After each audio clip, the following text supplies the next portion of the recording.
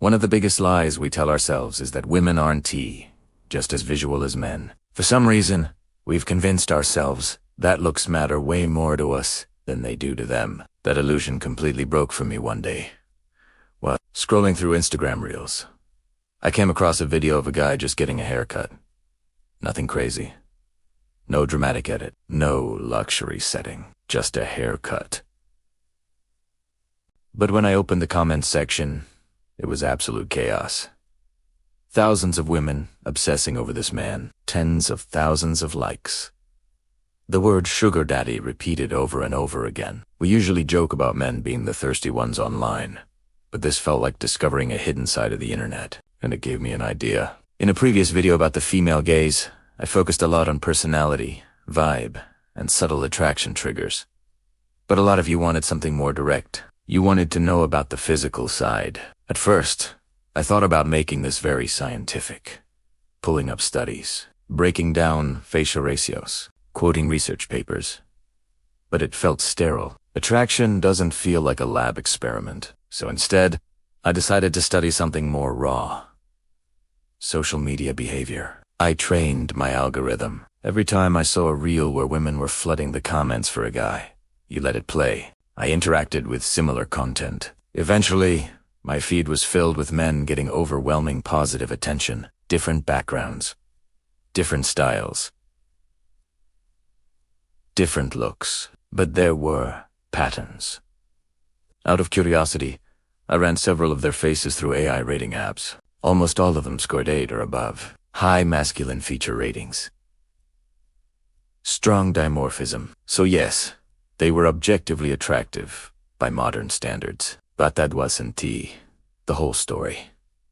The deeper pattern wasn't just bone structure. It was archetype. The original haircut guy, for example, had strong facial features, beard scruff, intense eyes. But what stood out most in the comments wasn't just he's hot. It was he gives sugar daddy energy. That's not about symmetry. That's a character, a fantasy, a role. You see the same thing with men like Michelle Maroney after 365 days. The mafia boss trope exploded in popularity. It's not just that he's attractive. It's that he embodies a dominant, dangerous, powerful archetype. Straight out of romance novels, and it wasn't always the conventionally perfect guys getting attention. Some were skinny. Some looked older. Some had tired eyes and messy hair, but they fit a recognizable character. The mysterious loner, the brooding artist, the tattooed rebel, the rugged outdoorsman. Attraction wasn't random. It mapped onto stories women already find compelling. Physique showed up constantly. Not extreme bodybuilder mass. Not unattainable genetics. Just muscular athletic builds.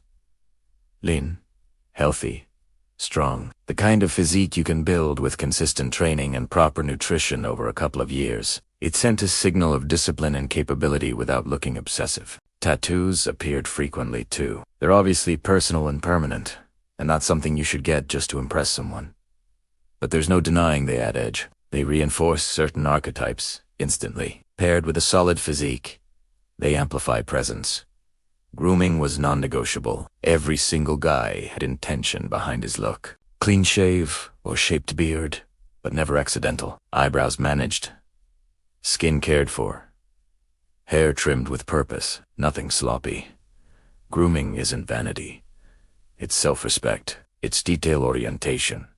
And it's a skill most men severely underestimate. Hair, especially, played a massive role. Thick, healthy, styled with intention. The trend wasn't ultra-dyed fades anymore. It leaned more toward textured, natural, slightly grown-out styles that looked effortless, but clearly weren't. Healthy shine, volume, movement. Hair frames the face. When it looks good, everything else elevates. Skin was another universal factor. Clear skin is baseline. But glowing skin stands out. Not oily, not overly tanned, just healthy and vibrant. It subtly communicates youth, vitality, and self-care. Most of these men clearly had routines. You can tell when someone treats their skin like it matters. Style tied everything together. The majority leaned into clean, simple outfits or darker, edgier aesthetics. Nothing overly complicated, nothing screaming for attention. Just coherent looks that matched their archetype. The well-fitted shirt, the minimal jewelry, the structured jacket, or the black tee with tattoos and rings. Simplicity done well is powerful. And then there was context. The videos that got the most positive attention were in T. The ones where the guy was obviously trying to look attractive. The staged slow-motion walks. The forced intense stares. Those often got mocked. Even a very attractive man can look goofy when he's trying too hard. The clips that worked were activity-based. Riding a motorcycle. Playing a sport. Lifting something heavy. Chopping.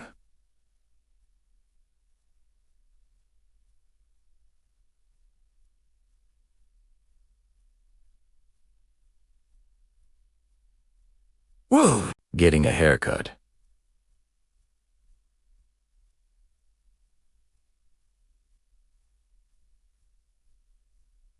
Doing something. Attraction thrives in context. It feels more natural when it's observed rather than presented. The biggest takeaway from all of this is actually encouraging. I saw men of all types getting attention, different facial structures, different vibes, different builds. The common thread wasn't perfection, it was intentionality. They leaned into a character, they took care of their bodies. They groomed properly. They dressed with purpose. They understood that women are visual too, just in a way that is layered with narrative and archetype. You don't need to look like a model. You don't need flawless genetics. You need alignment. Alignment between how you look, how you present yourself, and the energy you project. Become the character you'd want to watch in a movie. The rest starts to fall into place.